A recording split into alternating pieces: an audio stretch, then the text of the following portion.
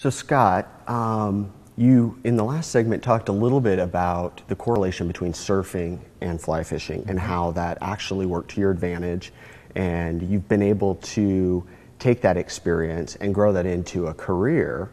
How does that happen? How do you actually get to a point where you're doing that? There has been this sort of movement with the fishing, with the fly fishing, that there are stories to be told about that, and there's an audience that exists. And it's a place where I've continually sold stories about the sport, about my adventures in the sport, if you will, about my understanding. And there's a long tradition of an audience that exists for that sport. A cultured, educated, reading audience, which, to put a finer point on it, might not exist really with surfers. I mean, but with certainly there's a long tradition of fishing literature, fly fishing literature specifically. And so then becomes this thing that, okay, these stories, if I go do this and I do this, it's going to make a good story that I can sell someplace. Okay. I mean, so that does play into it. And then as you have more editors, magazines, bigger audience, you do know that part of the reason that you can go do these things is because you can write about it. Right. And people will be interested in it. And people will be interested on my take on it, what I have to say about it. And so it actually does sort of give you some direction, even though there are times when you just want to go fishing and you don't want to have to make it you don't want to do it just because it's a story. Right. Okay. Right. And but it's certainly because there's a market there. There always was. Do you always tie in the surfing background when you're writing? Not always. I mean, the long history of river fishing and trout fishing, let's say, there's not necessarily anything there about the surfing background, although it's certainly what I know about water moving and where fish are and those things. It might be a metaphor that's somehow tied into it, okay, that shows up just as at some point, or the excitement. Right. Okay, just the same sort of excitement that came from riding really good waves. So you do all these things, you catch a really great wave. So at that moment you're plugged into this powerful energy that moves across. Blah blah blah. Okay, but at the same time, when you catch a really hot steelhead, there's that same sort of plugged in to something, this kind of energy that exists, and how exciting that is. Okay. And so those are similar, and that makes sense. Similar excitement. Yeah. It's wow. Yeah. Look, man, this is not like what my day-to-day life looks like. Right. Which I actually, that's a perfect segue, because I want to talk a little bit about your day-to-day life as a teacher, an English teacher, teaching English to high schoolers. Let's start with, what's that like these days? And, with Twitter and Facebook and all of these things where almost grammar and punctuation, making things correct, is almost frowned upon. Right. You got to have, you've only got 150 characters, and you got all this stuff. Right. So how do you, and in a society where that is so fostered and taught from every angle to us, how do you get through to kids that literature is, in English is still very, very important? Right. I am real traditional in the notion that all the way down to a complete sentence is a complete thought. And if you don't think in complete sentences, you're not thinking in complete thoughts. I mean, that's what you learned in kindergarten. They say, what is a sentence? It's a complete thought. Well, that's real.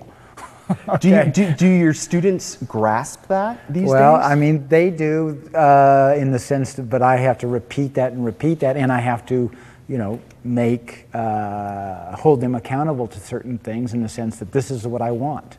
I don't want you to give me one-word answers, even though much of school is that. All the way down to, it's not only one-word answers, it's just filling in a bubble.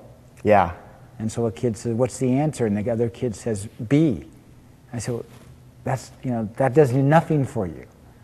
Okay, that is no answer, right? And so all of that, I'm up against it, and we're all up against it. And what is it that really is the purpose of school? Is it just to get answers and points and grades, or is it to become better thinkers, become more adept with the language? Because Joan Didion said 40 years ago, the reason you have to master your language is so you can think for yourself. And those are the kind of things that I bring to the classroom always, is because this is why we need to work with this stuff. Very good. Yeah. And if we're just doing it to get points, then you might as well just be schooling on a computer, right, and just hitting things. But that's not what we're trying to do with school. Right. Then, like with your students, you're trying to, on a day-to-day basis, impart this knowledge, that you understand and that you're trying to get them to understand. How is their level of reception? How do they receive it? It's, the teacher is such an important part of education. They are interested in me. They're interested in the fact that I have been a surfer, that I write books, that I go places and come back and have stories, that there's a picture of me with a big fish, and that's cool. And so all of those things, they think that all of that's cool, and they listen to me, and I try to talk about things that they understand, because I have boys who just left school, and I have an experience in high school that says, it's not much different.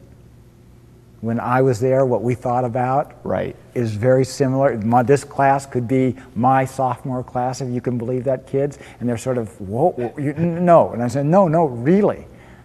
It really sort of looks the same, It's right? not that different. And your concerns and these things, and even though they have all these technological devices, that doesn't really change that much to what they're thinking. They're thinking about the Sadie Hawkins dance. They're thinking about whether they're going to be on the sports team. They're thinking about how to not get a D, so that they can go out this weekend because their parents not going to be. So those things are so much the same, and so because of that. And I think these are, good teachers do that. They bring their sort of a real person. They understand, and they can talk to the kids about what really matters. And some kids grasp it, some kids don't. The thing about a school like Hood River, every kid in the community goes through those doors. Yeah. And that's what a community school is about. Yeah. And you see everybody. Yeah. And so there's what makes up a community? Well, the whole thing. Exactly. Everybody makes up the community. Exactly. And so you get all kinds of kids. And I see kids, I teach classes for English language learners. I teach kids in the mainstream classes, and I teach honors kids. So I see everybody. You run the gamut. I see everybody in there. And, go ahead. Sorry, we'll keep talking about that when we come back. We'll take a quick break, you guys. We'll be right back. Stick with us. After the break. So Lost in Wyoming is a finalist for the Oregon Book Award in Fiction.